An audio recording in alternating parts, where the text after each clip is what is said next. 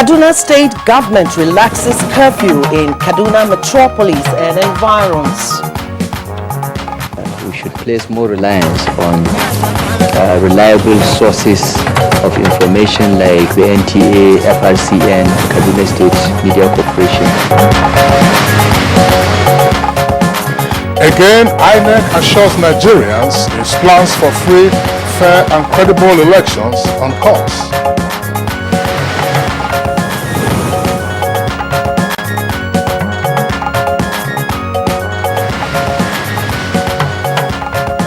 Three years after, wife of the president, Aisha Buhari, appreciates Nigerians for supporting her pet project, Future Assured.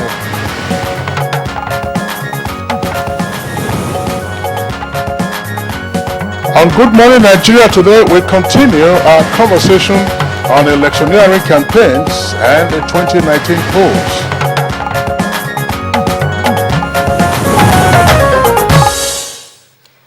The clock is ticking as Nigerians look forward to 2019 general elections, where they will exercise their rights to elect those who will represent them at various levels. Indeed, Joy, developments on the political scene are unfolding very rapidly as political parties and politicians strategize and re-strategize towards ensuring victory for themselves and their parties in the polls. Of course, Kingsley, the political umpire, the Independent National Electoral Commission, INEC, is not resting as it continues to put in place all that is needed for successful elections come 2019. And only last Friday, the Independent National Electoral Commission officially released the particulars of the names of the presidential and the National Assembly candidates that have been submitted by the political parties for the 2019 elections, even though the speculation as to who will eventually contest or not contest will be a matter that will be resolved in the coming weeks. Of course, the political parties are still dealing with the outcome of that list and also looking forward to other lists that will contain the names of candidates for governorship and state houses of assembly elections. Now, as it is, politicians cannot wait to begin formal campaigns as they seek to win the hearts and minds of the electorate. But INEC has continued to warn against premature campaigns, as it says that electioneering campaigns for presidential and National Assembly elections will commence on the 18th of November this year, while the 1st of December is the flag-off date for the governorship and state house of assembly elections. So this morning we shall continue to focus on the shape of what electioneering campaign for 2019 might or should look like. What are the issues that will drive the campaigns, and how should politicians conduct themselves through the process? Obviously, Joy, those are some of the questions we shall be raising again with our guests on the program. Of course, a different set of guests from those we had last week.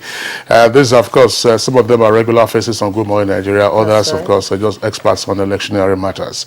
It's on that note, we'd like to welcome you to this edition of Good Morning Nigeria. My name is Kingsley Osadolo. We are broadcasting, as always, live on the network service of the Nigerian Television Authority, the NTA, and we are right here at the Abuja headquarters studios. Yesterday, and indeed up to the small hours of today, it was stormy in the Federal Capital Territory. The wind and the rain and lashing, pretty unusual for the month of October. Perhaps the rainy season is about to exhaust itself, Joy. I know, I heard it happened in Kogi State as well. So let's hope that this is the final stage of the rainy season. Absolutely, we just hope so. All right, and I am Joy Usiago. It's always good to have you join us on the program. Today is the first edition for the week, and as always, the complimentary segments of the program shall be brought to you, including newspaper review, business, sports, foreign, and entertainment news. For now, Ogwa Vivian Onyedibia is ready to serve us the morning news. Hello, Ogwa. Hello, Joy. Kingsley. Good morning, Nigeria. Here's the news. The Kaduna State government has relaxed the curfew in Kaduna metropolis and environs. A statement by the Senior Special Assistant to the Governor of Media and Publicity, Samuel Arua, says residents can now move around from Monday, 29th October from 6 a.m. to 5 p.m. Markets and banks are expected to reopen while nighttime curfew remains.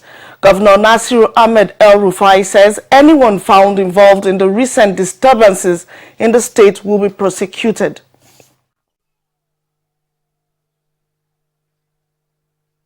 We should place more reliance on reliable sources of information like the NTA, FRCN, Kaduna State Media Corporation. All these messages circulating on social media are usually false.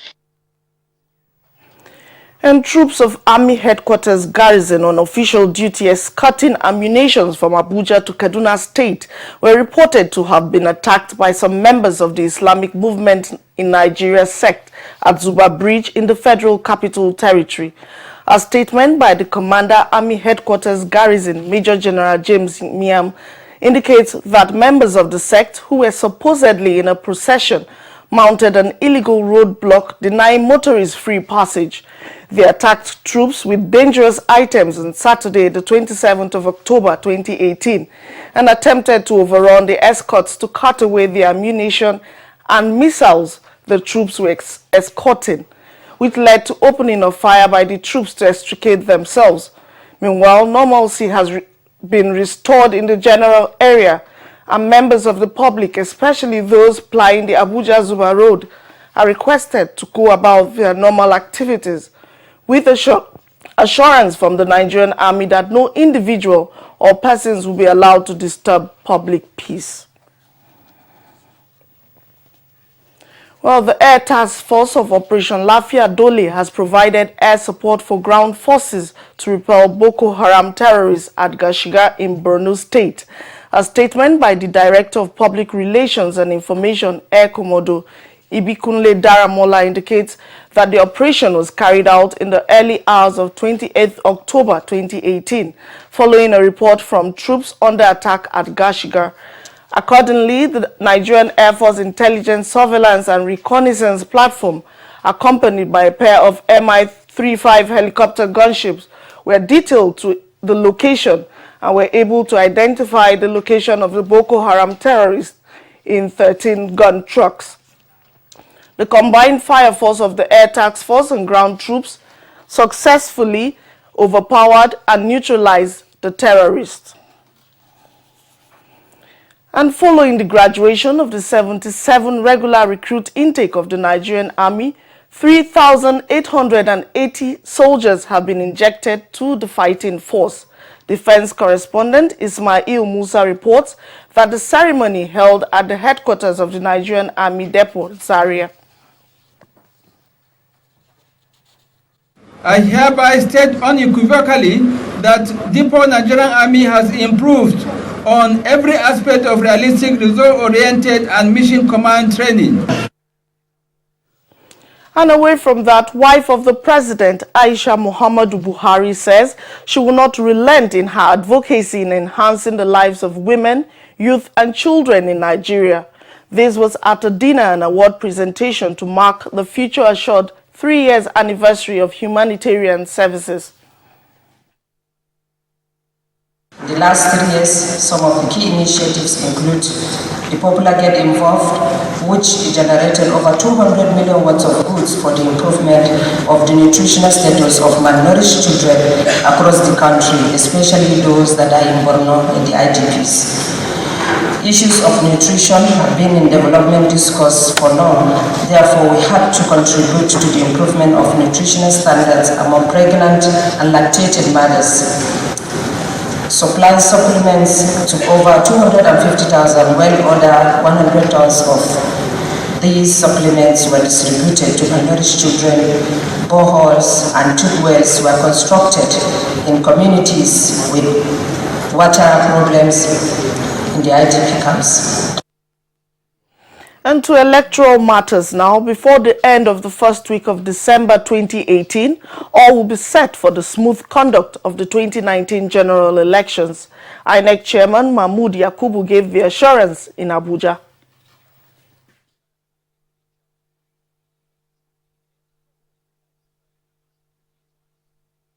Yes, we had some discussions with the Ministry of Finance on the disbursement of funds for the elections, and we are confident that we are not going to suffer any encumbrances in that respect. So we have engaged consistent with the provisions of the Public Procurement Act, and we have awarded those contracts that we needed to award for procurement that we needed to make before the elections.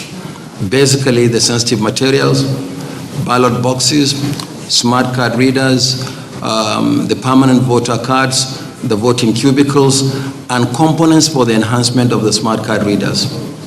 Our hope is that by the first week of December, all these components will be delivered to the Commission. The election is holding on the 16th of February and the 2nd of March. So we don't hope to suffer from any difficulties in meeting those requirements for the conduct of the general elections. And that's the news for now. Do stay tuned as Good Morning Nigeria continues with Joy and Kingsley after this break. Thanks for staying with us on Good Morning Nigeria. Now for some business news, Nigeria ranks first amongst countries with best initiative to ensure trade is inclusive and sustainable. These and more on Business News with Chimabi Walter Naji. Hello, it's a great week and we begin the segment on a positive note as the International Trade Center recently announced that Nigeria Export Promotion Council, among 3 national trade and investment promotion organizations, winners of the 2018 World Trade Promotion Organization Award in Paris, France. The executive director of the ITC, Ms. Arancha Gonzalez, made the announcement during the 2018 Gala Evening and World Trade Promotion Organization Awards presentation ceremony. NEPC won the award for the best initiative to ensure that trade is inclusive and sustainable, to beat the other nominees, Mauritius, Mongolia, and Peru. NEPC entered the competition with its Zero to Export initiative, which trained about 560 individuals and companies, resulting in 22 million euros in potential sales to the European markets, where Nigerian companies had not previously been successful. The executive director and chief executive officer of the NEPC, Mr. Olusegun Awolowo, said it is the first time the agency was receiving an award of that magnitude, a result observers attribute to present administration's efforts in trade promotion. And in another story, Vice President Yemi Osinbajo says Nigeria, against widespread debt speculations, has only borrowed $10 billion, though the administration inherited $63 billion debt from the previous administration. Osinbajo noted that the earnings from oil from 2010 to 2014 were the highest recorded in the history of the country, with about $381 billion, while the present administration has only earned $112 billion from June 2015. We now move over to equities market activities for week 43. As a close of trade week on 26 October 2018, market capitalization decreased to 485.11 billion from last week's previous 486.18 billion, which shows a 0.22% decline in capitalization. And that's business news for now. The program continues in just a moment. Do stay with us. All right, thank you very much there, Walter Chimabi Naji, for Chimabi Walter Naji rather, for the business package on Good Morning Nigeria. Next for us now, we go to the papers to check out some of the stories.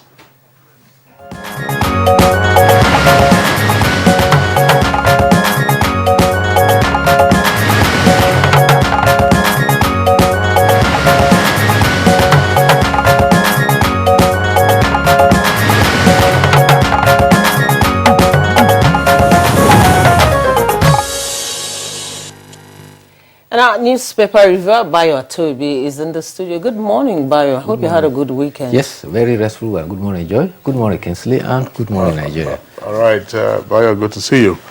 Let's begin with you, your papers you have. Yes. Okay, let's start by taking a look at the front page of the Daily Trust newspaper. And below the nameplate there, you see a picture of Chief Tony Anene. I'm talking about Daily Trust newspaper now. It says Tony Anene dies at 85. Buhari, Obaseki, others mourn. That's on the front page of the Daily Trust newspaper, and you can see the picture of Chief Tony Anene there. Beside the picture is another story. Minimum wage. FG governors meet today. Details of that story can be found on page 42 of the Daily Trust newspaper. And the big story there for today is 2019.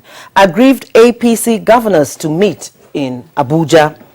And a little bit below is a picture story with military officers, and it shows wounded soldiers being evacuated to Maiduguri from the 145 Battalion at Geshinga in Borno State after a fierce battle with Boko Haram members who attempted to infiltrate the military location at the weekend. Many insurgents were killed, while 4 soldiers were wounded and 1 killed. You can get details of that story on page 3.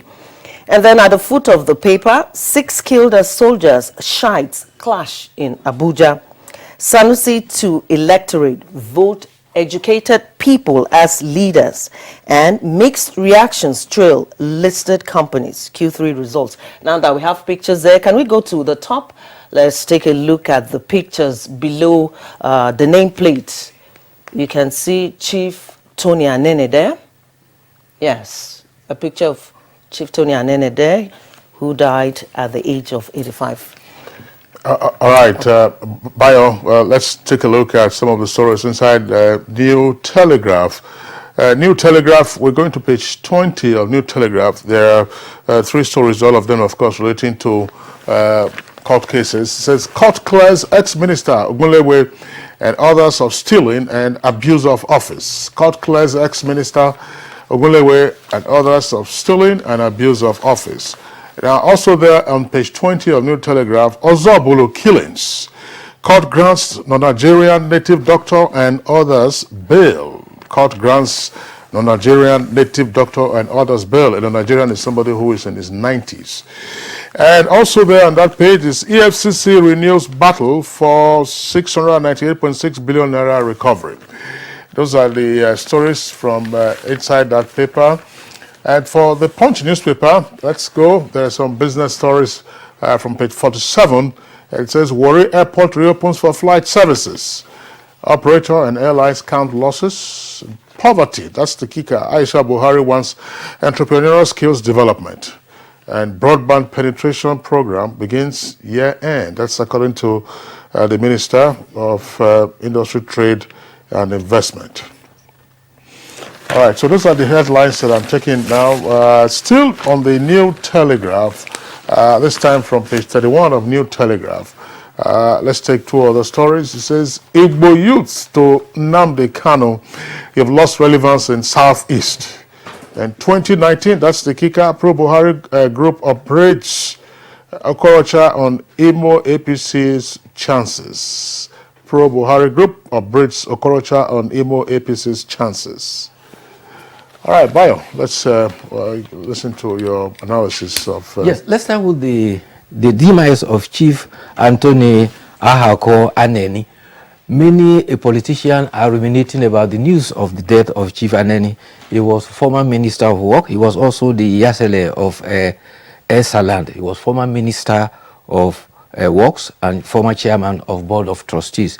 President Muhammad Buhari has condoled the family as well as the people of Edo State. He described him as a frontline figure in the annals of our political history.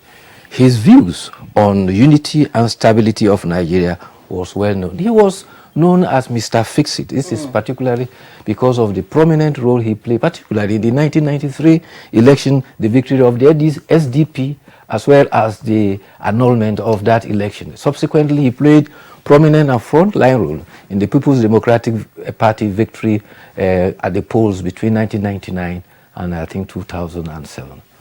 Yeah, that's right. He was chairman of the Social Democratic Party in 1993 when the June 12 election was conducted, and of course that election was annulled by the military regime of General Ibrahim Babangida, following, of course, all kinds of issues that the political parties at the time and members of the political class had to reach a compromise with the military. As Dr. Nnamdi Azikiwe once said, you don't argue with a man who has a gun in his hand. So, in fact, he said it is only a madman who argues with a man yeah, who well, has that's a gun. the same person wouldn't do that. But as you also rightly observed, Chief Adeni played a prominent role in the instant republic that led to the birth of PDP and several other political parties. But of course, he remained in the PDP until 2015, when he voluntarily retired from politics following the the loss of the presidential election and the rise of the APC. But he was back again briefly as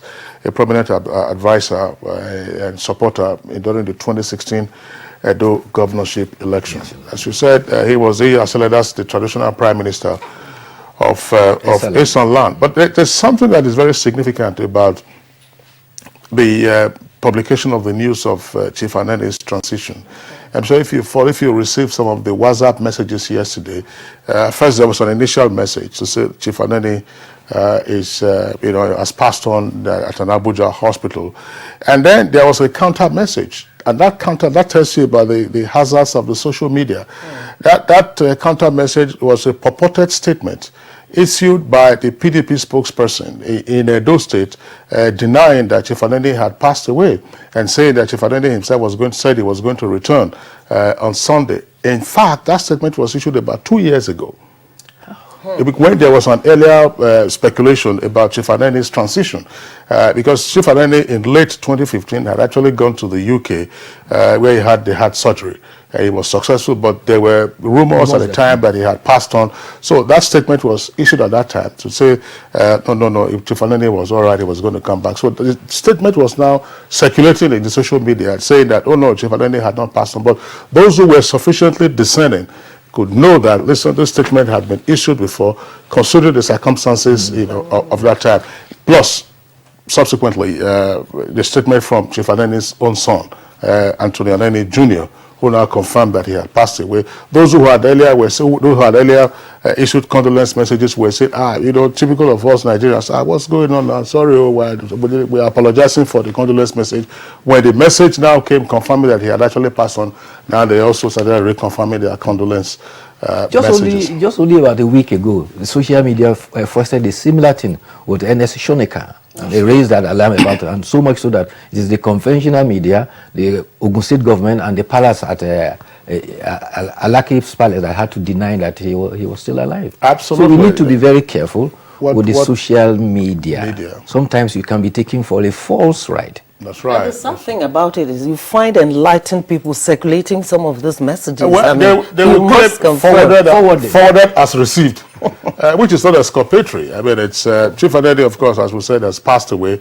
Unfortunately, he had lost one of his wives earlier. She was 75. One of his sons passed away also in Lagos. I think he had a heart attack. But he was a very significant player on the political turf in the country. As you said, he was described as Mr. Fix-It. He didn't quite like that appellation, being referred to as a Mr. Fix-It. He was a former police officer, by the way. Yes. He retired as a commissioner of police. But he was always prominent when you needed to undertake political negotiations. Yes. All right, let's move on now. We'll take a look again at the Daily Trust, but this time inside the paper, page 42 precisely. Minimum wage hope as FG governors meet today. And you can see a picture of the Minister of Labor and Employment, Senator Chris Ngige there, and that of the NLC President Ayuba Waba. Below, Polytechnic teachers suspend planned strike action. Pensioners issue 21 days ultimatum to protest pension backlog. And governor urged to check workers' migration abroad. All that on the in the Daily Trust newspapers, if you go to page 42. Kingsley. That's right. No, I don't have any other headlines to read. Maybe we'll go to the editorial. Well, take the editorial or comments about the minimum wage. You recall that already the Nigerian Labour Congress, in fact, along with the other unions, have given alarm, raised an alarm by November 6th. They will go again on strike to enforce what they claim as the agreed minimum wage, which is 30,000. The position of the federal government was that it offered 22,500. That is state government. Federal government offered 24,500. 24,000. Apparently, an agreement has not been reached, and therefore, the significant thing is that to avoid this impending strike, there's need for them to go back to the negotiating table for the tripartite party to reach an agreement so that the processes for a minimum wage can be passed on. Some of the latest development which needs attention is in Lagos. Lagos State Commissioner of Police had declared an Operation Velvet. It is to start 6 a.m. today and will last up to 6 p.m. and will last several days. The whole exercise to ensure that if you are a motorist and you are driving, whether a tricycle or a private or commercial, you must carry along with you your documents. If you drive without a license and you drive against traffic, you'll be arrested. Not only arrested, you will face a mobile court and you'll be tried accordingly. And there's no excuse for even including law enforcement agents. The Commissioner of Police is working with the Federal Road Safety Commission as well as LASMA and the Motorist Union to ensure that sanitary is returned to Lagos Highway. There is also good news in Kaduna. The curfew has now been relaxed. It is at 6 o'clock this morning. Offices and every other places, including markets, are now free to open, but the curfew will have to be restored at 5 p.m. The governor has apologized to the people that the curfew was necessary. He has appraised their cooperation and assured that it was necessary to preserve life. However, he said as soon as calm restored, curfew will be removed permanently. 32 persons have been arrested throughout for the period for which occasioned the curfew. Editorial? No, well, that's the way we'll skip it. We're pressed for time now. But thanks a lot for being around today. See you tomorrow. Okay, it's Good Morning Nigeria. We'll take a short break now. When we return, it will be the second part of our discussion on electioneering campaigns and the 2019 polls. Thanks for staying with us on Good Morning Nigeria. Now, to begin the second part of our discussion on electioneering campaigns and the 2019 elections, let's take some excerpts from our first conversation, which took place last Friday.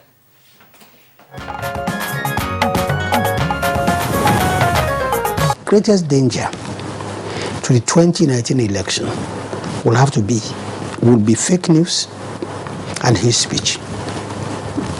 Because what we've witnessed over the last couple of months is an intensification of fake news, exploiting the fault lines of the country along religion, along ethnicity. And even the BBC's report said that the farmer-herdsmen clashes is being fueled more by fake news than by anything. And the unfortunate incident in Kasuwa Magani and other towns in Kaduna State in the last week, a Catholic bishop said rumors and people died more from rumors and fake news than from gunshots. So really, the issue of fake news is a clear and present danger, not just to the 2019 election, but to the very existence of this country. And this is why you notice that my ministry, I spearheaded a campaign against, fake news and hate speeches, which has taken me to about 6 establishments so far. It's important to draw attention to the fact that the conduct of the parties and how they manage their affairs in the build-up to the elections can actually undermine not just the integrity, but also impact on the peace. I think the color, context, and structure of the campaign that we are going to witness largely depends on compliance or non-compliance by the critical stakeholders.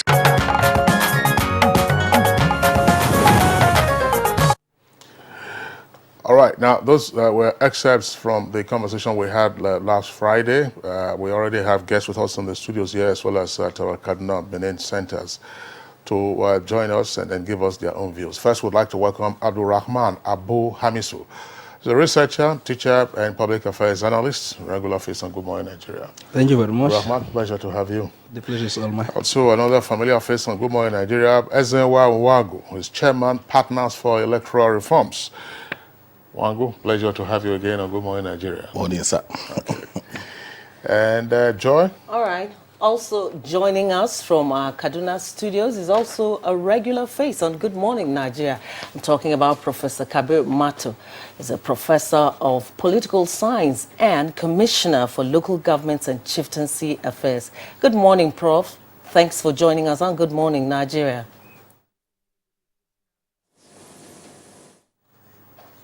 And we also have Dr. Osawaru Okonzwa, a public affairs analyst. He's also a regular face on Good Morning Nigeria, and he's joining us from our Benin studio. Good morning, sir. Good morning. Glad to be here. All right. Kingsley? All right, gentlemen, let's begin by having your own take as to what you think the 2019 electioneering campaigns would look like. We have just about 3 weeks now to the formal flag off of those campaigns. What precisely, or indeed, how do we speculate as to what the coloration might look like? Let's begin with Ezenwa. Thank you. I think we forced the off-cycle elections that we conducted have forced a situation in which what we are likely going to have is an election without issues. Like if you followed Ekiti, Osun, and the rest of the elections, you will have difficulty pinning down what were the issues, what was in contest in terms of conversation, in terms of discussions. We saw more of an erection of personality, the issues were around the personalities conducting the election rather than what you can hold them accountable for. So we will see big rallies, we will see musical performances, we will see speeches that had no content. So my sense is that the people will have to force this conversation. We have to put the issues. We have to have community chatter in the sense in which communities can say, these are our expectations from politicians, and invite them. Not them coming now, invite them to these meetings and say, look, within the 4 years, whatever period that you're going to be in this office, these are our expectations. These are the things we want to see. If we leave it to the normal run of events the way we have seen it, we're going to talk about this man, that man, what he's done in the past, and we're not going to be able to hold down nothing. And it got me worried, really, as an election enthusiast, looking at the elections. I always go to the billboards and I just see, okay, we will restore the value of his state. And I ask myself, what does that mean? Absolutely nothing. Then you meet the person who is contesting. You want to hear something. If instead of him talking about what he's going to do, he'll be talking about Osadolo's beautiful black dress, and all of that. And so, for me, the inanities that we pose in our conversations are the bigger threats for campaigns in 2019. Except the people themselves reset the agenda. Except the media also begins to force people down to issue-based conversation. Don't tell us where you were, you traveled to, you had meetings. Those are not the things that people want to know. We want to be able to track. And then when we are tracking, we want to say, you said in this place. Not that, so that's why you see denials. Did you say this? You say, I didn't say that. Somebody else produced those pamphlets that you are referring to. So the candidates have no ownership of the issues that they are putting on the front burner. Not in a wide sense, but in a sense in which we can have details, centimeter by centimeter, inch by inch. We can follow you in terms of what you want to, what you want us to hold you accountable for in the next 4 years. Thank you very much, Ezenwa. Abdulrahman, Ezenwa introduced a very important aspect of this conversation, talking about community involvement. That's something a lot of people hardly talk about. We pay more attention to politicians, their parties, and we forget the community, we forget the electorate. After watching that excerpt and then listening to him talk, what's your take concerning campaigns as we move closer to the period? Well, campaigns usually are conversations around issues that are dear to people, those that we vote during election, those that will be voted into office. So you have segments of people pursuing agendas that are of interest to them. Unfortunately, in Nigeria, we have 3 categories of persons when you contesting the election, when election is approaching. One is those that are contesting election. What are they bringing on board? What do they think should be done? How do they want to change the lives of the people? Then you have the people themselves, what they want to see, the kind of candidate they want. And then you have those that are for their interest. Whatever that is happening within the political system is what they can get. So you have those 3 categories of persons. Then the quality of conversation can either come either from the candidate or from those that are going to vote a candidate in an election. But unfortunately in Nigeria, the trend that I've seen is taking us back to issues of stomach infrastructure. If you watch the trend in terms of what happened in Ekiti, in Oshu, I think payment of salary is beginning to become more or less like the yardstick for voting a party out or for retaining a party. What we want to see is a conversation that tells us, one, our educational system is in this state. In the next 5 years, we want to move it to the next level.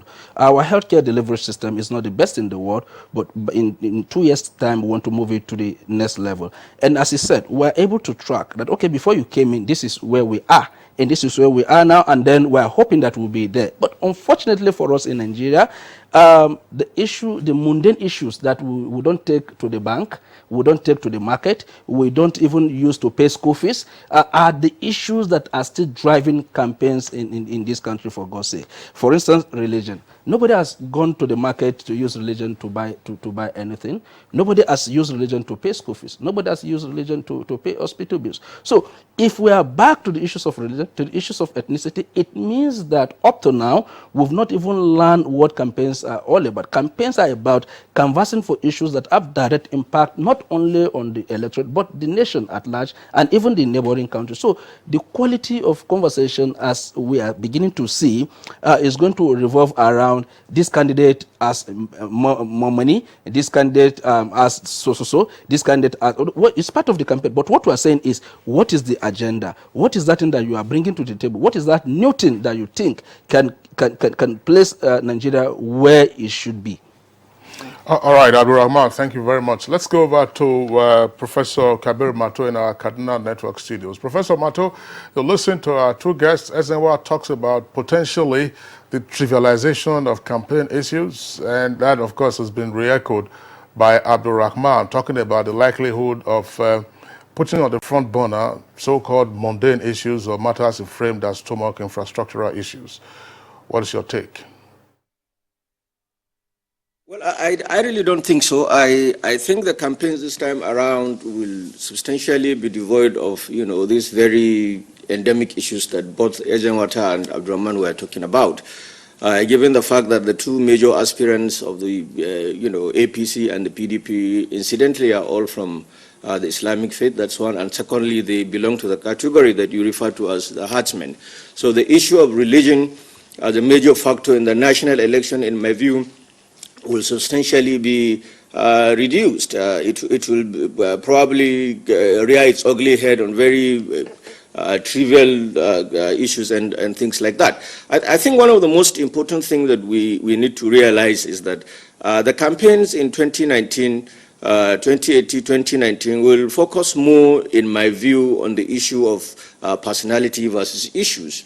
Yes, the campaign is normally an avenue that presents itself both to the politician, the political party on one hand, and then the electorate and the community on the other hand. Yes, personality in the sense that, the individual that is vying for any political office requires an X-ray into his or her personality, her profile, history, etc., etc. This is a normal democratic norm, which I think, the 2019 will also, campaigns will substantially focus on. And then, of course, the question of issues. Issues also will constitute, but the bottom line here is that it's rather difficult or impossible to separate the question of personality and issues. It is important for the electorate to understand the nature and character of the personality that is appealing for their support, so that he or she represents them at various levels of, political strata. So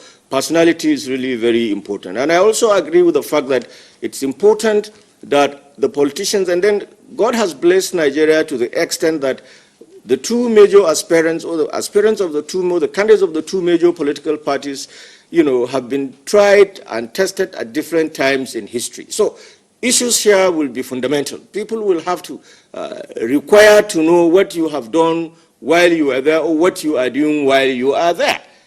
So religion and all those other mundane issues, the character and the nature and the intensity as well as ferocity of the campaign will obviously, graduate from the beginning until in February when the elections are conducted. So I think 2019 elections and the electioneering campaign will be radically different from the previous campaigns that we've had, the tension, the aggression, in terms of religious divide and ethnicity, that consistently held the political space to ransom in the last, 18 to 19 years, in my view, will be substantially reduced this time around, arising from the nature of the two presidential candidates, the two major presidential candidates, we have in both the APC and in the PDP. So it is an issue, of course, involving the community. It's an issue that's involving the entire, mass of the political citizenry of this country, vis-a-vis the desire to understand the personality, because you need to know the personality of any particular political aspirant for you to have the necessary trust in order to, give the mandate that he or she is asking from you to effectively represent you and provide you and the community and the society and the nation at large, with the necessary leverages in not just the economic and social dimension, but even the political atmosphere. So I think 2019 campaigns, regardless of the impact that we see coming from the social media, yes, a lot of falsehood, a lot of, unvetted information. And of course, this is one of the tragedies that we as a nation and the globe as a whole will have to continue to endure. And this is where the principle of maturity and self-restraint will continue to come in, because relying substantially on what you read on social media, network, to a great extent, and the nature and character of people is such that anytime you read any piece of information on the social media, as long as it reflects or it's in tandem with your aspirations, you try to justify it as the truth. And if, no matter how truthful it may be, once it does not meet with your own judgment and calculations, you try to say it's not true. So maturity here will come in. The Minister of Information was talking about, hate speech and so on and so forth as the major threats to the 2019 election. Yes, hate speech has been a major issue in Nigeria for a while now, and I have seen how this government has been trying to address it, but it's not as mechanical as anybody might think about it. The bottom line is that, 2019 electioneering campaign, in my humble judgment, will be substantially devoid of this hate speech, especially given the fact that the two most, like I said, senior positions in the country, they are the most senior positions, which is the presidential position, is being contested by two people of, one could say, similar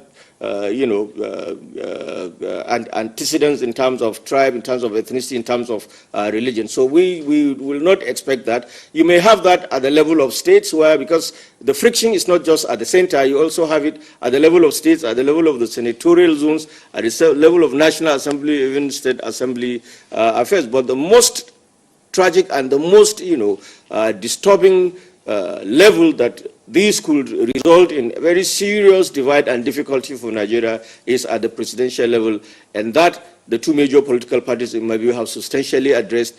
And what Nigerians should continue to ask for is what these two political parties or two major presidential contestants will be able to give to us when eventually they are elected in 2019. And then, of course, you can also not get that until you reflect on what this administration, for instance, has been able to do between 2015 and now, and what the PDP candidate Atiku Abubakar was able to do between 1999 and 2007, when he found himself as the Vice President of the Federal Republic of Nigeria. So I think we must also help in dousing the tension and helping Nigerians understand that the basic issues, setting the agenda, letting the public know that these are the expectations. What do you expect? What about education? Was it better in 2014, 2015 than it is today in 2018? What about health? What about transportation? What about transparency? What about accountability in governance? I think these are the sort of questions, and it's our responsibility as elites to continue to set this agenda so that the Nigerian people would really understand the questions to ask and the basis of measurement, as well as what should be determined as the way to select any particular candidate to be elected any particular political position. All right, Professor Kabir Mato, thank you very much for your very elaborate opening statement. But just one point to note, you've talked repeatedly about the candidates of the two leading political parties, and therefore two political parties or two candidates, reducing it almost invariably to a two-horse race. I'm sorry that you are aware that last week INEC released the particulars of the candidates whose names have been submitted by their political parties. There are about 70 of them or so. So we'll continue to assume that all 70 names will be on the ballot in terms of their political parties when the elections are conducted in February next year. So we're looking at all of them. Yes, they are perhaps, bigger and smaller parties, but we'll give everybody a level playing field on the Nigerian Television Authority. Thank you very much, Professor Kabir Mato. We'll return to you in the course of the conversation. Joy, you want to go back to Benin now? Yes, let's go quickly to Dr. Osawaru Okonzwa in our Benin Network Center. Now, you're following the conversation and you watched the excerpt and listened to our guests in the studio here and, of course, Professor Kabir Mato in Kaduna. Let's hear from you. What are some of the issues you expect to shape these campaigns as we move towards November 18? Well, the issues cannot be known beforehand entirely, and that is the reason why the political parties and the candidates themselves have to go far afield to feel the pulse of the potential voters, the electorate, as citizens. Issues will vary from time to time. The current ruling party devised 3 grand themes revolving around the security of the country, the economy of the country, and anti-corruption programs. So those are already in existence. So what people feel cannot be known beforehand. We can only be guessing. So that's supposed to be the function of the political parties, not just before the eve of the election. They're supposed to be finding out from time to time from different parts of the country, because even the needs and aspirations are not uniform.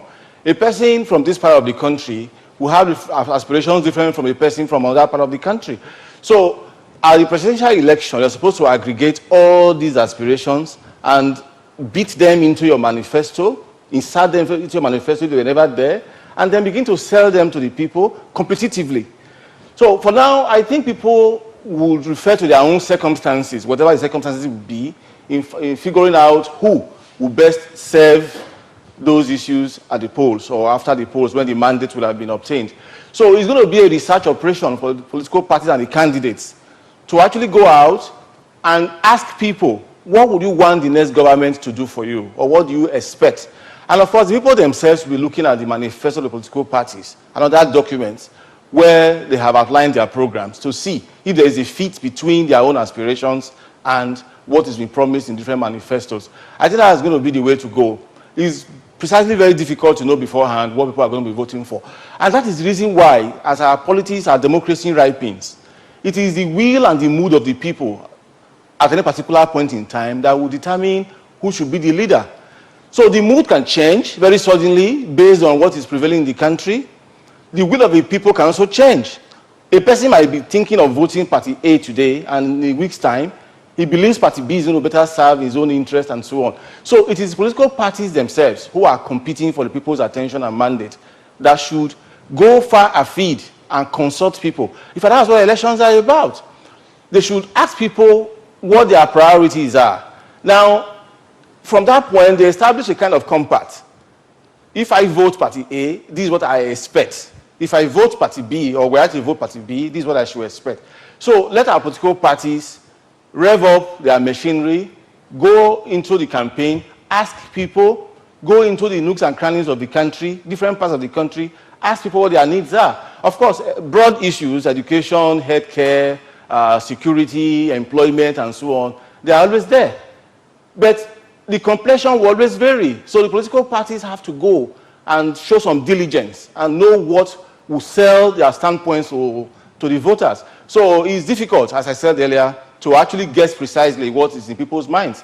Political parties have to go and consult them. Political party agents, political party candidates, and so on, have to figure these things out for themselves. And their reward at the end of the day will show at the polls if they do it diligently enough.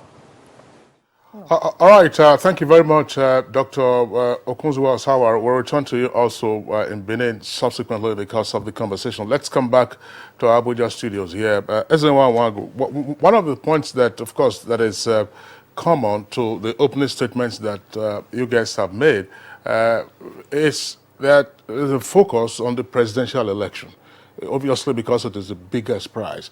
But we also know that you have a lot of power located in the states, namely in state governors. And we're going to have a number of governorship elections, minus those that are off cycle. Some of them, of course, including Osun, Ekiti, Bayelsa, and a couple of other states, Kogi and Adamawa, I believe.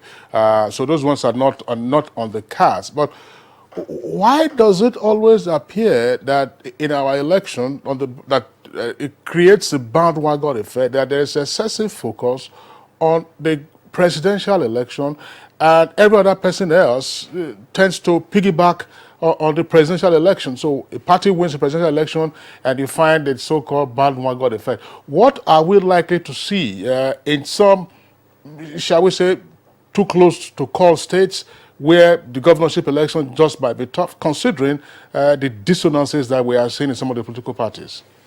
Well, my sense in my preface comments had nothing to do with the presidential election. I was looking at the campaigns, cutting across.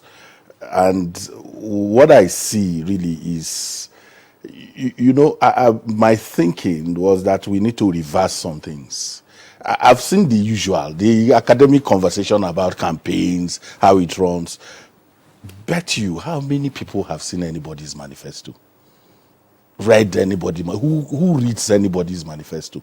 So this conversation needs to get to the point where when I talked about community charter, I'm talking about you get down to the states, the community, whether it's state, is able to say, look, Mr. Candidate, you are the one always coming to tell us you are going to do X, Y, Z. And most times it's not in a structured conversation. People run away from debates. So if you followed the off-cycle elections, you will have seen that those who debated were we are not the dominant political parties. The arrogance of the dominant political parties in not coming to have conversations is what we need to deal with. So when people push you to say, oh, and then look at your campaigns. No, I mean, look at the campaigns that we have. You have a situation in which the campaign manager shares the podium with the candidate. You have to introduce the DG of the campaign. You have a guy who should be sitting down somewhere, knocking the figures, looking at what Dr. From Benin talked about, working out these issues. We need to do that reversal. Can the people come out with, because every year the challenge has been dashed hopes, dashed promises. The reason for that is because you really don't have anything you are holding anybody on. So in the states that we are talking about, look at the kind of local government elections that they conduct in the states and connect it to what you are talking about. We are more interested in elections, conducted. So if it's presidential election, all our attention is there because we have a central mind. Everything is central, central business district, central that, central. So we've been configured to be central. But the truth is that disinterestedness in the subnational elections, in those things that happen at that level, is part of the challenge that we're having. And it is because communities are absent, completely absent from, these conversations. The majority of our citizens do not have access to social media. So all your conversation around the social media is an elite construct. The majority of our citizens live in backwater environments. You need to get down and say, look, these communities need to, and it has worked in some places. If you go to a place like Akwa Ibom, where where citizens have had this community charter, they are the ones telling leadership, this is what we want you to do for us, not you coming to tell us all the time what we want. The conversation about corruption, it is in the constitution that it is the responsibility of government to abolish all corrupt acts. So if you say that is part of your program, you are already defining. In fact, not doing that is subverting the constitution. So we need to take these conversations. If you say you are going to fight corruption, you are going to tell us how. You are going to tell us whether it is simply arrest people, put them in jail, or you are going to begin to deal with these issues in a more deeper sense. We want to have that level of conversation. If you say you are going to deal with health, why is it that today medical tourism is is our biggest concern? We need to have conversation around those things. What are you going to do about those things? How are you going to revitalize the teaching? Bring back life to the teaching hospitals. How many teaching hospitals do you have? We want to know whether you know how many you have and what is their state. All those little details is what we need right now. We don't need that, go and read manifesto. Every manifesto is cut and paste.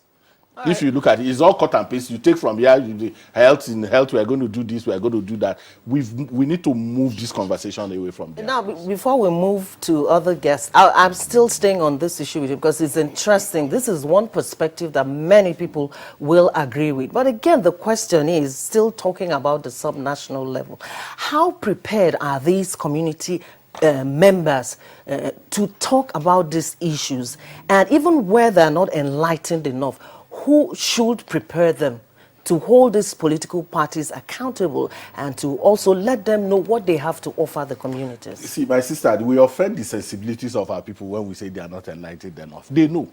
No, if you go to these communities, they understand the issues. What happens is that the elite plays on some of the other issues that they know what they want. I say that because some people play on their intelligence, especially when you look at the issue of stomach. But it's now our responsibility, both as civil society and the media, to deflate the antics of the politicians. We have responsibility to take these conversations back to the people and say, 2019 is coming, election is coming. What are you demanding from the people? There are civil society groups all over the place. The media can reframe the conversation. If we frame well, the people can connect to that framing. Look at the issue of vote buying, for instance, because people are talking about threats to 2019. The reason why politicians are not talking is because they are taking the money to the voting areas. There is no need for conversation. If you go to party organized meetings, what you hear after 10 minutes of conversation, you hear word 10, 20,000, word 5, 20,000, word this. So anybody who doesn't do that, if you speak from now till tomorrow, if you have a conversation from now till tomorrow, nobody is going to listen to you. We have to refrain. But Kingsley, are people ready to let go of those 20,000? Well, that's the point. That's the ready question. To let go? Abdul Rahman, Ezenwa has raised a number of issues with regard to framing the campaign issues from the level of and interest of community members. But here he is, because we're going to get to the issue of vote buying. That is the so-called see and buy, which we also talked about last week. If community members truly understand their interests, how then do we reconcile that with the efficacy of see and buy? Well, something interesting happened around 2011. My friend works for foreign media, and there was this issue of vote buying in one of the states in the Northwest. And he went to interview the people. Why are you taking 200 naira to mortgage your future and the future of your children? And the answer was, we're already in poverty. And we know that if we vote for these persons, they are not going to work for us. So what we are doing is to get the little we can before we vote for them. Now, this is the implication of the statement, that they are ready to forego the future of their children for 200 naira in another 4 years. Now, for me, it's a rational decision as far as I'm concerned, because they convince themselves that this is what they want to do. But in other states, they fought politicians that were doing things like that. The people came together to say, no, we want development. And we can reel out a number of states where the voters force the quality of conversation, change the narrative, and work collectively to ensure that they retire all of those politicians. You've got a choice to make.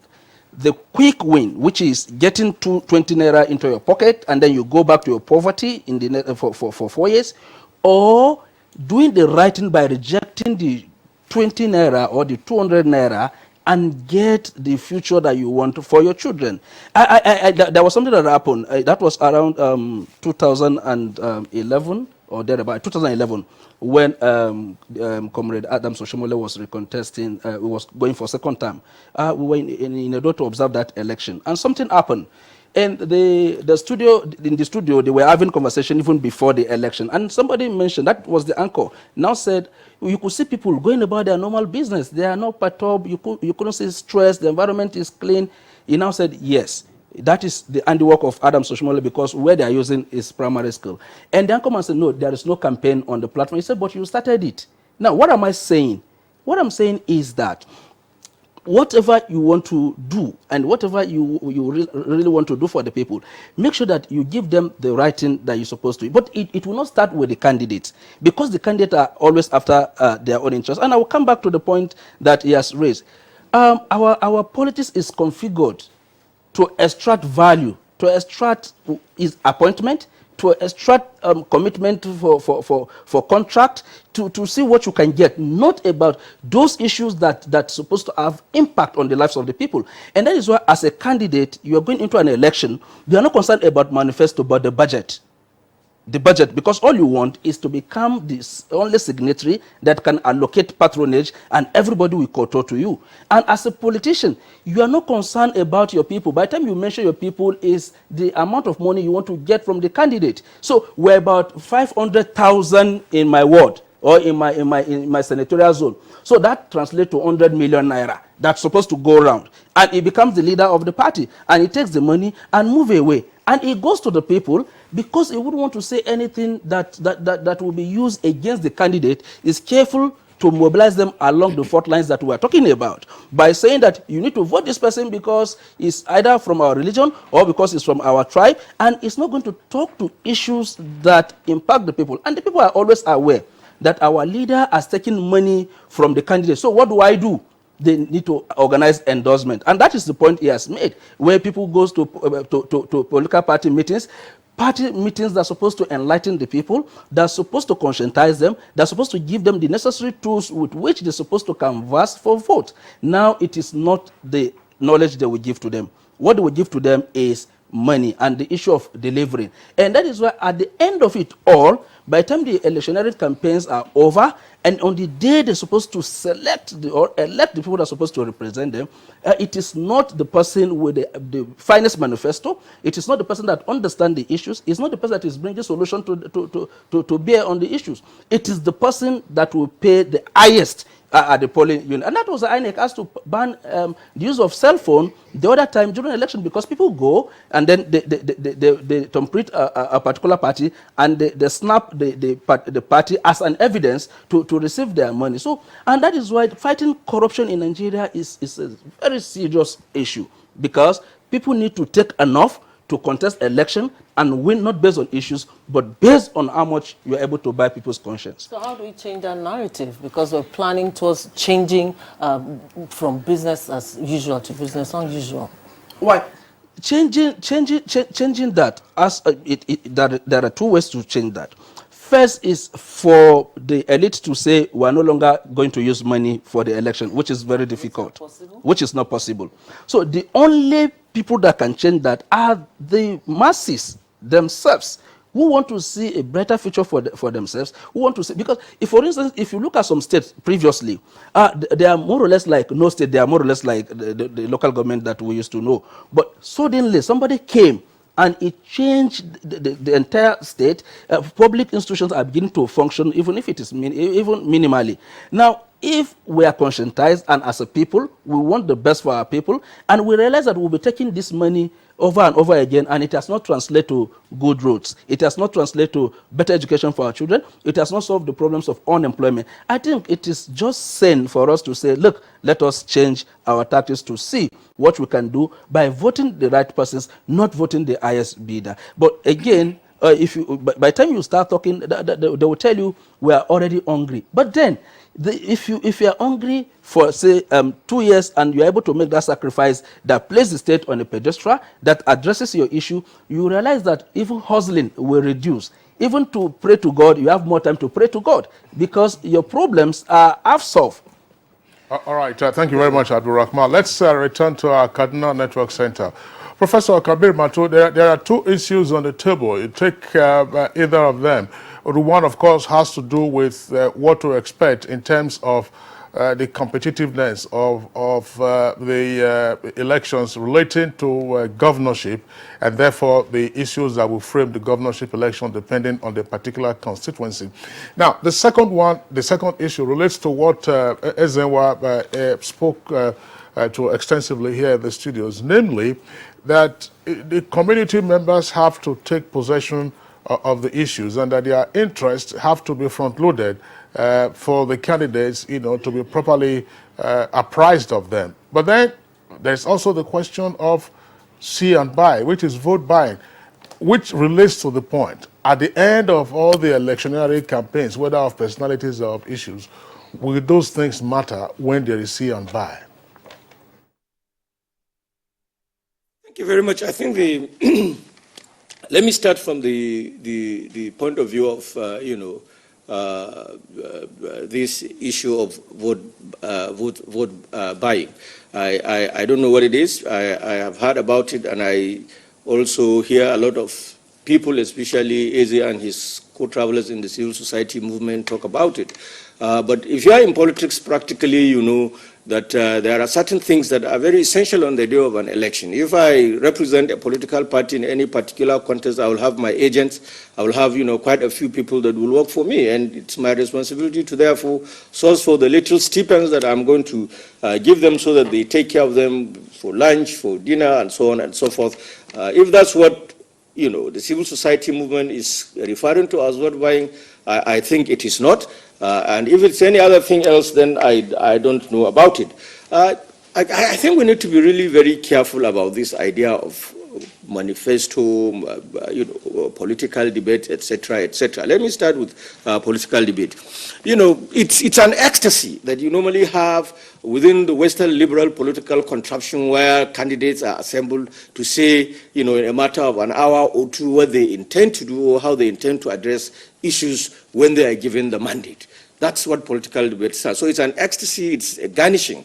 It's not necessarily a major aspect of political campaign. And it doesn't matter that I speak very good English and I go there and I speak and the few citizens in my state that are there will, give me a round of applause for speaking good English, for talking to the issues. That does not necessarily translate into the fact that I have the capacity to deliver, on what the expectations of these people are. So to me, the issue of political debate is a very secondary. If it means anything, people like President Trump wouldn't have been there. He had debate several times with his challenger, Hillary Clinton, and at the end of the day, she defeated him virtually in every debate. And at the end of the day, Americans overwhelmingly rejected her and voted for Donald Trump. That's one. Secondly, this issue of manifesto. In political science, manifesto simply is a statement of intention and actions of a particular political party. It's two ways. Yes, I want to do this. I want to fight corruption. I want to restore the economy. I want to, secure the society. I want to do so many things. These are the things that I will say as an integral part of my party's manifesto. And truly, it's also the responsibility of the community to organize themselves and identify their respective problems and be able to inject these problems for possible resolution and solutions by people aspiring to represent them at various political strata. So it is a two-way affair.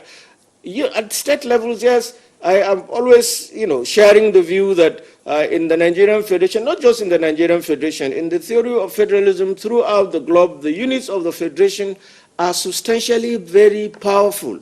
If you collect 36 states of this federation, they are stronger than the federal government, despite the fact that the federal government, controls. And in an ideal federal system, a federal government should only be concerned about those issues that are common to all the states. So the governors are really very powerful. Politics at state level is supposed to be very important, and it is the responsibility of the respective states, communities, and their political aspirants to coordinate manners and ways in which they'll be able to reach their people.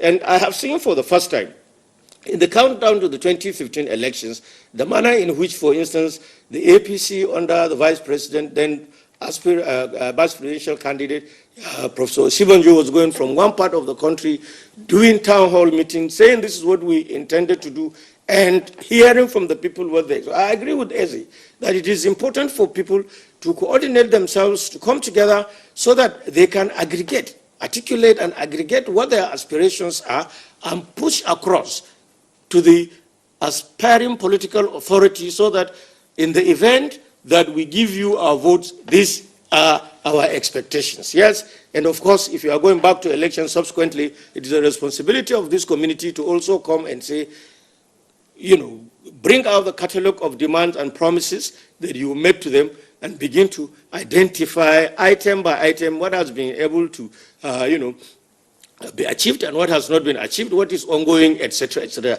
I want to see a scenario where our political campaigns are targeted, are geared towards really appraising, understanding, and, attempting to provide solutions to the various problems of our, various communities, rather than simply, sitting down somewhere. And I think one of the very important things that we need to do, I was talking about two major political parties. Well, there's some humility. I am a professor of political science, and I major in comparative politics.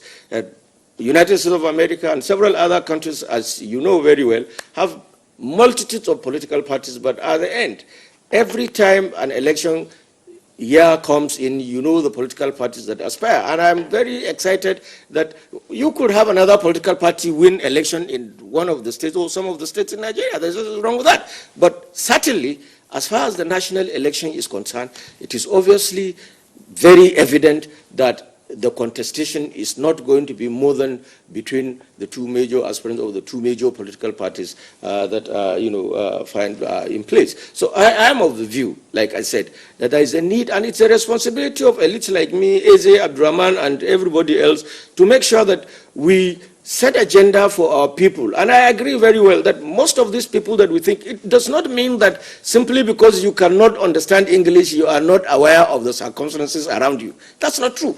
A lot of people in the countryside, a lot of people there's this common phraseology in this part of the country for a very long time, that the Fulani man who rears cattle, in the bush apparently was more politically sophisticated than a lot of us that were doctorate degree in political science, because he listens to views and aspirations from various, radio stations across the globe and was aptly informed about what was happening. And of course, by the fact that he is a citizen and a member of the society, he feels the pinch if there is any. So let us not continue to assume that people downstairs are not aware of what's happening.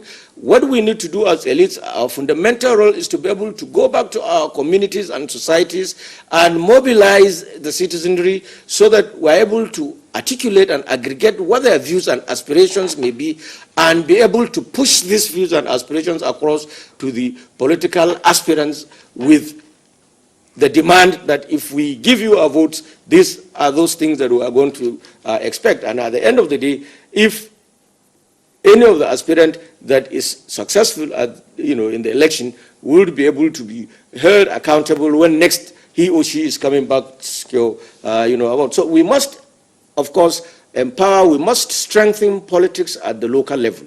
And I insist that it is our responsibility, the elites, to make sure that we respectively take charge of what's happening in our community by at least bringing about, articulating and aggregating these views and aspirations of our people so that we can push forward to any political aspiration, so that at the end of the day, politics becomes centrally focused on the delivery of service to the members of the community. Professor Kabir Batu, thank you very much. Let's go back again to Professor Okunzuwa Osawaru at our Benin Network Studios. Dr.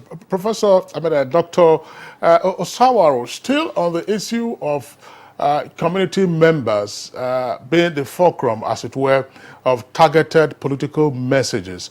From your perspective, how sufficiently organized are the communities to extract specific commitments from candidates, say at the local level?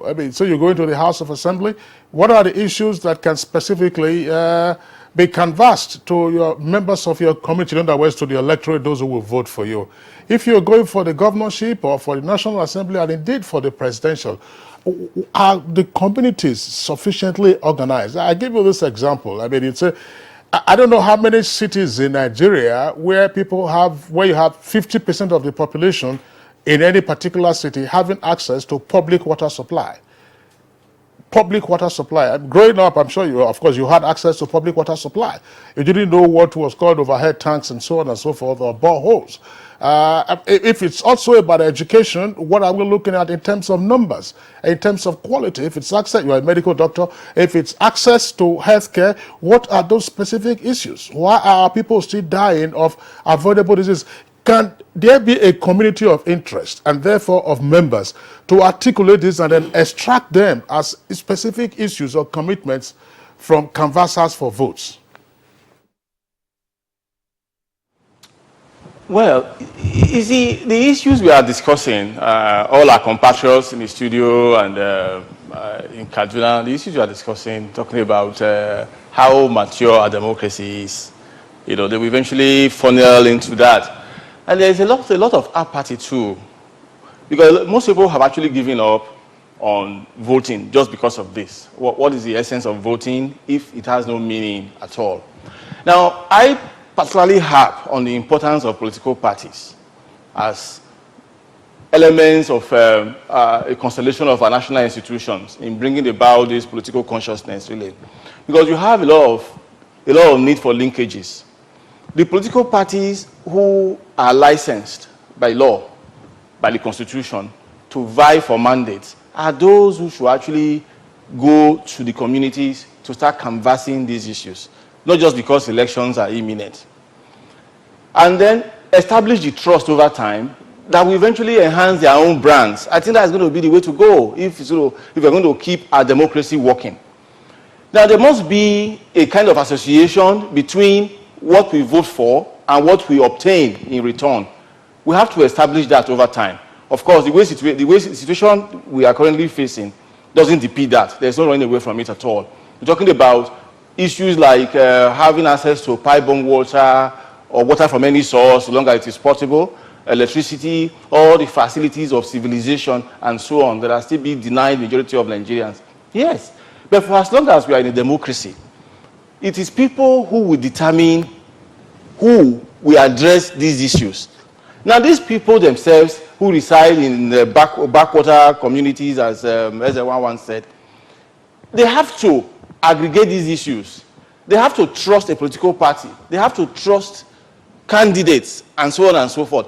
So, the way our democracy will mature over time will be for political parties to be very jealous of their brands, to know that when they promise, they have to deliver. Otherwise, they are going to lose the allegiance of the people they draw their support from.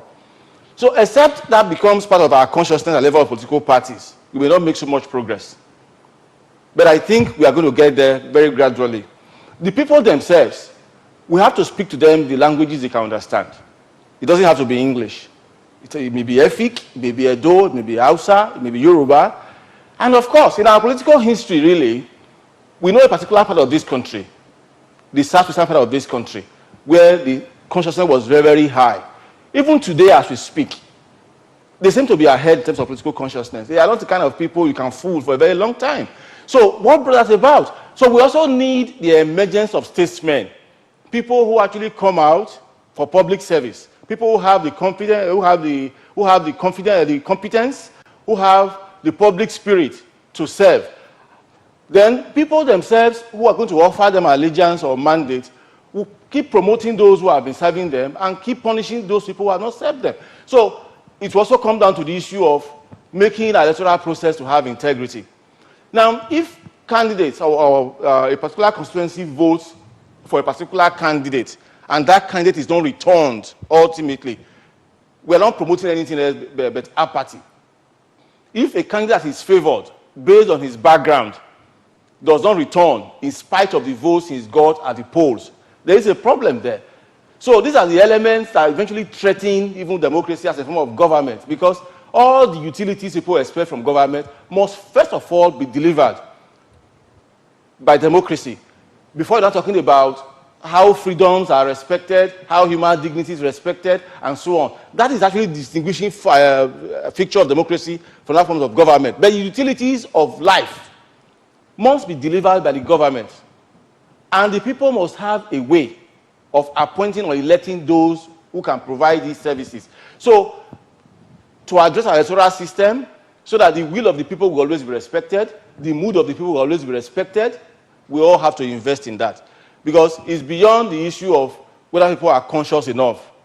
They might be conscious enough, but with their consciousness as expressed, be respected. So there are a lot of issues, really. I want to believe, because of our stage of underdevelopment, if we are patient enough and we allow our democracy to move on very gradually, most of these issues will be answered ultimately, reasonably answered ultimately. The issue of vote buying, for instance, a kind of buzzword now. You see, when a person is voting, any person who is voting, the person is voting based on his own circumstances. It's not just because of the jingles he hears on television. So if a person starved overnight, and this very morning before he casts his vote, you are giving him 1,000 naira note to vote for you and so on, and the other candidate is not offering him anything, of course he's going to follow the 1,000 naira note. But someday, when his poverty is no longer very abject, he may start thinking of what are the bigger issues and so on. So it is the function of the political process, therefore, to accelerate our development. Because all these issues that bog us down are real. We cannot wish them away. We cannot wish them away. So even the issue of education, a person who is probably in a distant community, who doesn't have access to a school, who doesn't even know the value of education, He's not the kind of person you are going to appeal to. So maybe that's one area where the elite can make a substitution to actually think on behalf of the people to say, for the community to be healthy, for the community to be developed, we all need this level of education. We all need access to healthcare and so on and so forth. There are some of these things that cannot be devised by the people, obviously. They may not have the tools. Then for the party's manifesto, the manifesto is the commitment of the political party. It's a form of contract. We cannot do away with it. And if we are going to practice democracy the way we borrowed it from other people, whatever elements we are going to do from our local environment, there are certain things we have to respect. Every political party must have a constitution that is binding on its own members as a way of operating. Every community must have a set of programs or a manifesto that is supposed to be selling to those who are to vote into office. So we are going to have substance to all these things at all. All the elements of a vibrant political party, we have to encourage in our political party system, because our hope for the sustenance of democracy, amongst other things, are immediately rested on them. We have to raise men and women in the political parties who have the expertise, because it's one option to have a mandate, but you also have the competence to translate that mandate into what will benefit the people. So our political parties, again, have to recruit men and women who can deliver. A good teacher who has very good thoughts about where education should go, will the party recruit him? Will the party put him in office? A good health manager who is done very well in a particular community, will the party recruit him? Or any person who is done well in any walk of life in the country, will the party go recruit him as a candidate to appeal to his immediate constituency, and so on and so on? So a lot of issues form a web. I hope we'll be able to tease them strand by strand, and as we develop, so long as we invest enough patience, we'll crawl away from our current position that may not be altogether excellent into a position where most of us will be comfortable with over time. We need some patience, we need some diligence, and we need to invest a lot of hope in our system. Thank you very much, Dr. Osawara Okonzwa in our Benin Network studio. We'll take a short break now. When we return, we'll continue with this conversation, and you'll get to hear what our online viewers are saying. Stay with us. All right, thanks for staying with us. Let's go quickly to our tweets and hear what our viewers are saying. Kingsley? All right, we have this tweet coming from Raji Afiz Abidemi. It says, I would like to urge our politicians to steer clear from abusive language during the campaigns. They should tell us what they're going to do for Nigerians. The next one is from Dile Jack Solomon Medj, and he tweets, truly, unlike what is obtainable in other parts of the world, where democracy is practiced with policy issues forming the backbone of campaign messages, the Nigerian situation is basically on persons, character assassination, violence, and hate speech. We must campaign with civility. Sani Michael Amakoji, one of our regulars, has a tweet. It tweets, and it says, some of us who are advocates of peace want major political players and their wards to embark on an issue-based campaign instead of indulging in hate speech and incitement. Political parties and all should take note. The next one is from Chris Simon. Electioneering campaigns should not breed violence and crisis, but in our country today, violence, killings, thuggery, and crisis are what electioneering campaign gives birth to. It does not thrill me. Dele Jack Solomon again has this tweet. Money politics is at the heart of the general crisis of democracy and governance in Nigeria. And unless this is mitigated, reforms aimed at bringing about good governance and curbing other anomalies in the polity may not produce the desired results. So those are some of the tweets we want to take in the meantime. Let's return to our guest. Still with us in the Abuja studios, as I want to go, there's the point that, of course, the guests have been talking about for a while, and that has to do with how to dredge up community interest and then get the political gladiators to focus on those interests while the community members are able, therefore, to extract commitments from these political actors before, of course, voting then comes on, having also dealt with the issue of vote buying and what normally would trigger that.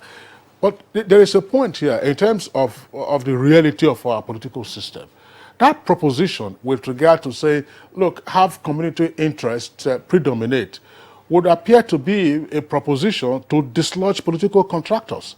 Because as you very well know, when politicians are struggling, when the key players are struggling to own political party structures, it is to enable them have the political contractors whom they will utilize. You talked earlier about the experience at world meetings and so on and so forth, whom they will utilize down the ladder to ensure that the votes, rather than the interests, are dredged up, and then the party or the candidate whom they support is victorious.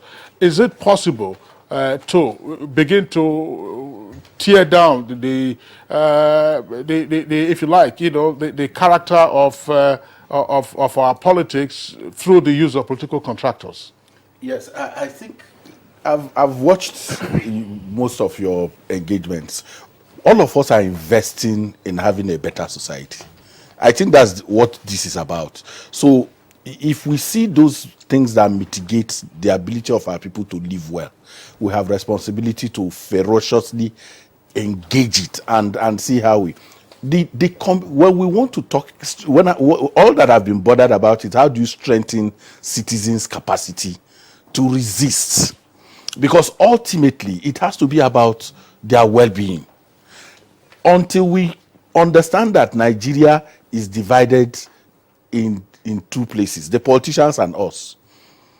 In conversations about clean elections, they are absent. They don't come there. They don't want to be part of that conversation. So even when you talk about vote buying, all of those issues, they just look at you and say, these guys, they frame it in a way that gives the impression that it is a non-issue. So political contractors will have to be retired by the resilience of the citizens in saying, look, we've had enough of all of this. We've been here to the point where it has gotten bad enough. So what is my suggestion? We pushed the issue of vote buying underground, if you follow the trends in Osun, by improving the secrecy of the ballot, the ability of voters to vote in some kind of secrecy. So it reduced the vote and the see and buy thing, in the sense that if you follow the others, the costs in Osun came down because people were no longer sure how people will vote. We also helped by this ban of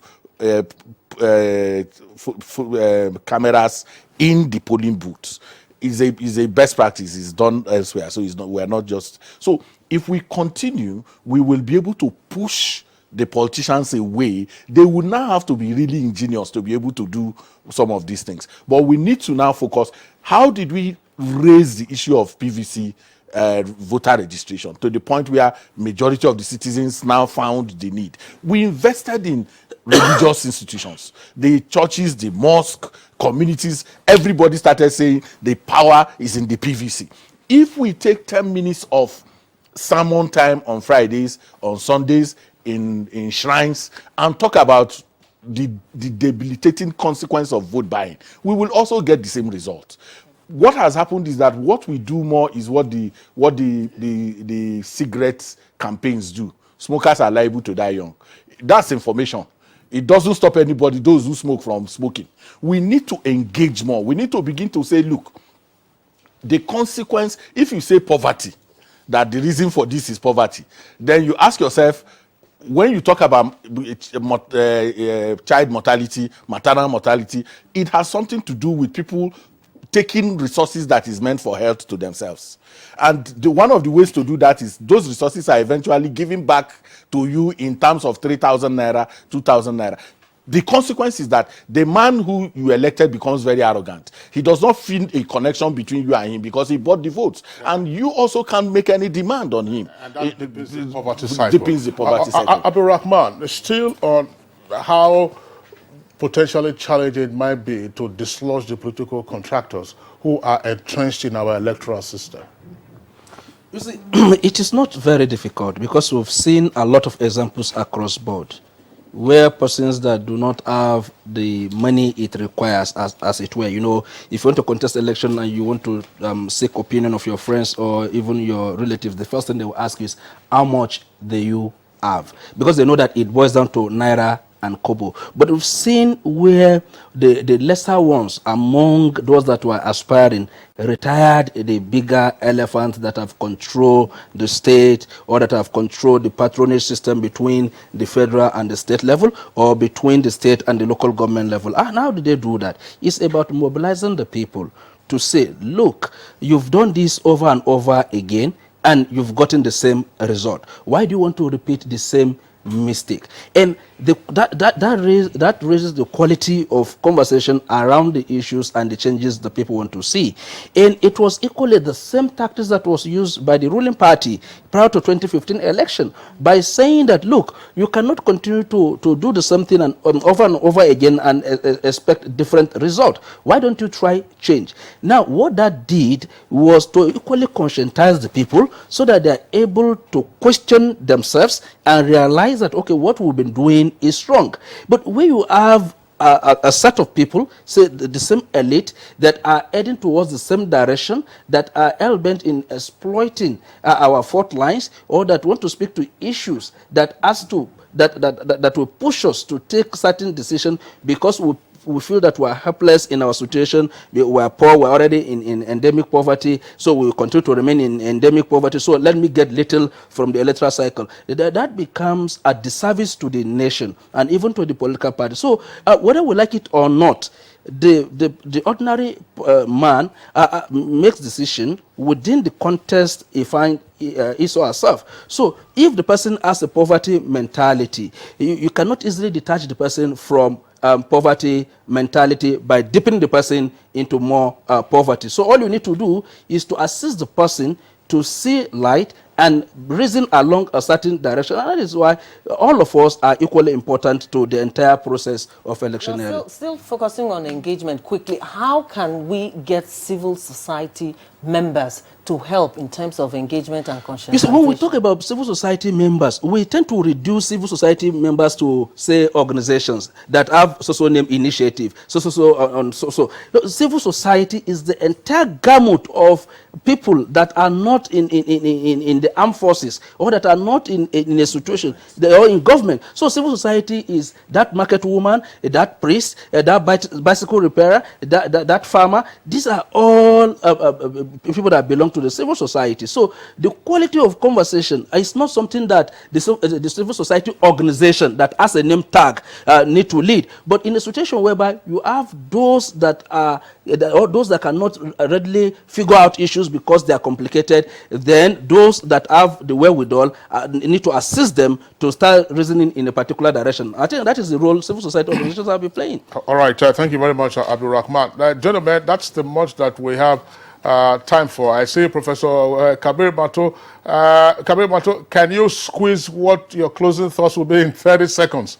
30 seconds, your time begins to run now. I wish you brought this topic a little earlier. In Kaduna, we are retiring political contractors, and the best way we are doing it is through the evolution of pro-people's policy.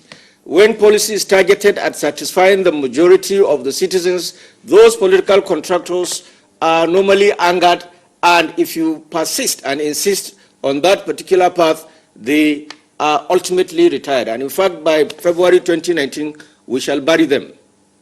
All right, inshallah. Thank you very much, Professor Kabir Mato. Let's go back to our Benin Network studios to get the closing thoughts also of Dr. Osawaro Okunzuwa. Political contractors, can they be dislodged? Well, I think it's the political parties who have to be jealous of their brands. When a political party has already established trust between itself and the people it is serving, if it forms a government, and it performs very well, I think that particular party will do itself a disservice. It allows any person to go and soil his image. And then other parties should also plan to do better than a political party in power. That way, competitively, our processes will improve. All right, Dr. Osawaro Okunzuwa from our Benin Network studios, our deep appreciation to you for contributing to our discussion this morning. And from Kaduna, I would like to thank Professor Kabir Mato. He's a professor of political science, but right now he's a commissioner for local government and chieftaincy affairs in Kaduna. Before then, of course, he was a regular guest of Good Morning Nigeria. Thanks a lot always for your insights. We also would like to thank Abdul Rahman Abu Hamisu, the researcher, teacher, and public affairs analyst with us here in the Abuja studios. Thanks a lot for being around. Last but not the least, Ezewa Wango, regular face on Good Morning Nigeria, is chairman, Partners for Electoral Reforms. Thanks a lot for being with us. Okay, so that does it for our conversation. Let's go over now to the world of sports. And that's Good Morning Nigeria today. See you tomorrow for another edition. Till then, I am Joy Osiago. And I'm Kingsley Osagolo. I join Joy in thanking you. I should say we're back tomorrow same time, 7 o'clock in the morning. We'll have a lovely day.